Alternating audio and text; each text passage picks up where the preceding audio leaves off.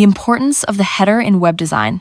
When someone lands on a website, the first thing they notice isn't the content halfway down the page, it's the header. The header sets the tone for the entire experience. In just a few seconds, it tells visitors who you are, what your site is about, and whether they can trust you. It's where your logo, branding, and navigation come together. If your website were a book, the header would be the cover, and covers matter.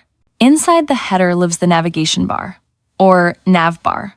Think of it as the compass of your website. A good navbar helps users move effortlessly.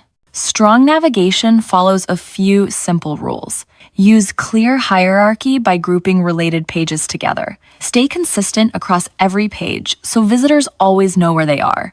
And make sure it's responsive, because most users are browsing on mobile devices. A great header uses visual hierarchy to guide attention, aligns with your brand through consistent colors and fonts, and often includes a clear call to action like "Get started" or "Contact." In the end, your header and navigation aren't just design details.